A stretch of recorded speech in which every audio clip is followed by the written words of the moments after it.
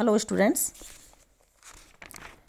हमारा टॉपिक चल रहा था राष्ट्रीय आंदोलन के उदय के कारण, जिसमें हमने जस्ट पहले वाले वीडियो में जिन कारणों की चर्चा की वो है भारतीयों का आर्थिक असंतोष या अंग्रेज़ों द्वारा भारतीयों की आर्थिक शोषण की नीति।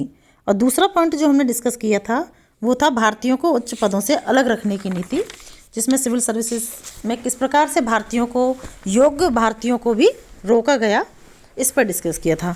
इसी संदर्भ में हम नेक्स्ट पॉइंट डिस्कस करते हैं जाति विभेद की नीति, अर्थात अंग्रेज़ों द्वारा भारतीयों के साथ जाति विभेद जो किया जाता था या जाति के आधार पर जो भेदभाव किया जाता था, उसने भी अंग्रेज़ों के खिलाफ भारतीयों को एकजुट होने में और राष्ट्रीय आंदोलन की उत्पत्ति में, उदय में बहुत बड़ा योगदान दिया था।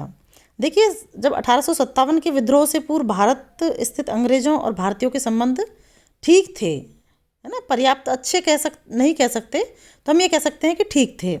किंतु विद्रोह के बाद ब्रिटिश शासन ने जाति विभेद की जो नीति अपनाई, उसके परिणाम स्वरूप इस मधुरता का स्थान पारस्परिक घृणा और कटुता ने ले लिया था।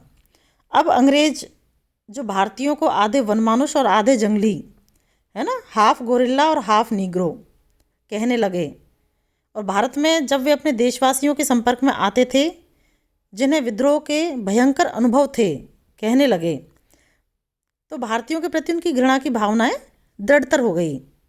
ऐसे व्यक्तियों के लिए भारतीयों के साथ घुलना मिलना या मित्रतापूर्ण संबंध स्थापित करना असंभव था। और मिस्टर गैरेट कहते हैं इसी संदर्भ में कि उन्होंने अपने लिए एक विचित्र व्यवहार नीति अपनाई।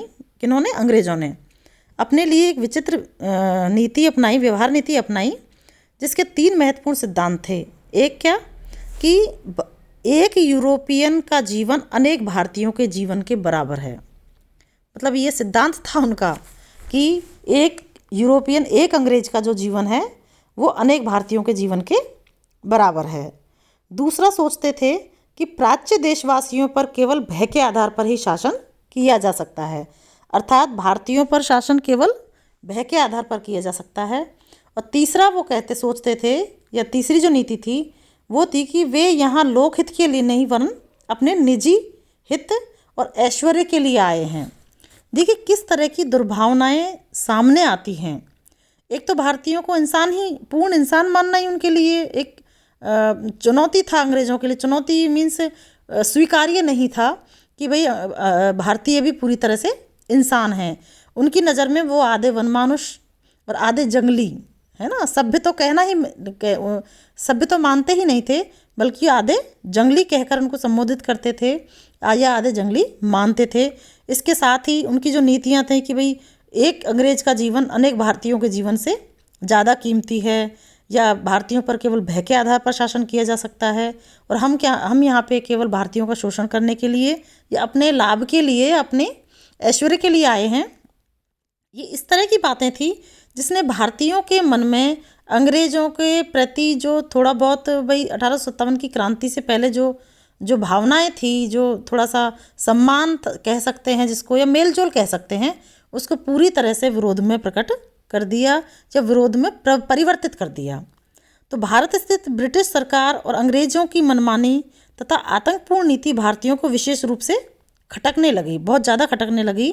और 1872 के मालेरकोटला उपद्रव में बिना अभियोग निर्णय के से 49 सिक्कों को तोप से उड़वा दिया गया अंग्रेज़ों ने, है ना। उसके नितांत विपरीत अंग्रेज़ों के भारतीयों के साथ बर्बरतापूर्वक व्यवहार या भारतीयों की हत्या की जो घटनाएं होती थी, उसमें अंग्रेज अपराधियों को तो छोड़ दिया जाता था या मामूली सी सज़ा दी जाती थी, लेकिन जाति विभेद की नीति के परिणाम स्वरूप उसी घटना के लिए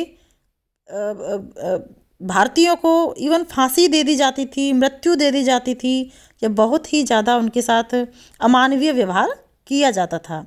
तो इस तरह से भारतीय राष्ट्रीयता की बढ़ोतरी में ये जो कटुता की भावना आई थी भारतीयों में, अपनी दुर्भावना के प्रति अंग्रेज़ों की जो नीतियाँ थी, अंग्रेज़ों का जो व्यवहार था, अंग्रेज़ों का जो इस तरह के सिद्धांत थे, उनके प्रति भारतीयों में एक कटुता की नीति आई कि अंग्रेजी शासन अच्छा नहीं हो सकता, जो हमारे साथ पशुवत व्यवहार करता है वो हमारे लिए अच्छे नहीं हो सकते। और इसी कारण से भारतीयों में विद्रोह की भावना पैदा हुई और अपने राष्ट्र के प्रति एक अच्छी, जिसके कहते हैं राष्ट्रीयता की जो भावना है वो पैदा हुई।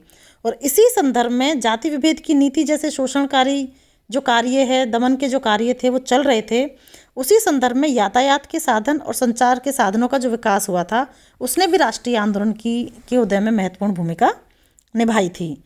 क्योंकि 1860 और 70 के वर्षों में सड़कों, रेलों, डाक और तार यातायात तथा संचार के साधनों के विकास से भी राष्ट्रीय भावना में वृद्धि होती है। भाई सड़कों का जाल बिछ जाता है भारत में। हालांकि देखिए ये जो सारी व्यवस्थाएं की थी, चाहे सड़कों की व्यवस्था है, रेलों की व्यवस्था है, डाकतार की व्यवस्था है, अंग्रेज़ों ने अपने स्वार्थों के लिए की थी, माल को ढोने के लिए की थी, है ना। लेकिन कहीं ना कहीं कहते हैं ना कि जब विकास होता है, परिवर्तन होता है, तो वो चारों तरफ या प्रत्येक व्यक्ति, प्रत्येक समाज, प्रत्येक समुदाय पर परिवर्तन होता है या का परिवर्तन होता है। तो इस तरह से इन्होंने की रेल और डाक, तार, यातायात और संचार के साधनों का जो विकास किया था अंग्रेज़ों ने अपने स्वार्थ के लिए किया था।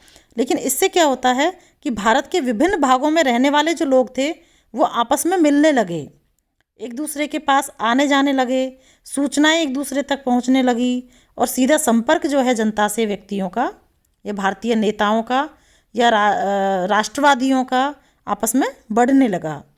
तो संचार के साधनों ने सारे देश को गूंथ कर एक कर दिया था और भौगोलिक एकता को मूर्त वास्तविकता बना दिया था एक तरह से, कि पूरे देश में आवागमन के जो साधन बढ़े थे उससे लोगों में ना केवल मेलजोल बढ़ा बल्कि राष्ट्रीय एकता में भी बहुत महत्वपूर्ण उसने योगदान दिया था। यातायात के इन साधनों के कारण ही श्री बनर्जी का नागरिक सेवा संबंधी अखिल भारतीय दौरा संभव हो सका था और इन साधनों के विकास से राष्ट्रीय आंदोलन को बल प्राप्त हुआ। क्योंकि अब अभी तक तो क्या होता था, देखिए कहीं भी एक जगह घटना होती है, दूसरी जगह तक पहुंचने में उसको बहुत टाइम लगता है, सूचनाएं नहीं पहुंचती, है ना, लोग नहीं पहुंच पाते, घटनाक्रम का कारण भी नहीं पता चलता। लेकिन जैसे जैसे संचार के साधनों का विकास होता है, यातायात का विकास होता है, तो देश में किसी भी जगह कोई घटनाक्रम होता है उसका प्रभाव जल्दी दूसरी जगह पर पड़ता है।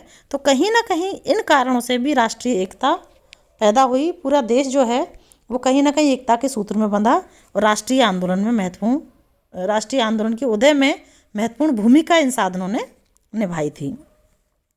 नेक्स्ट, इसी संदर्भ में हम नेक्स्ट पॉइंट लेते हैं, विदेशी आंदोलन का प्रभाव।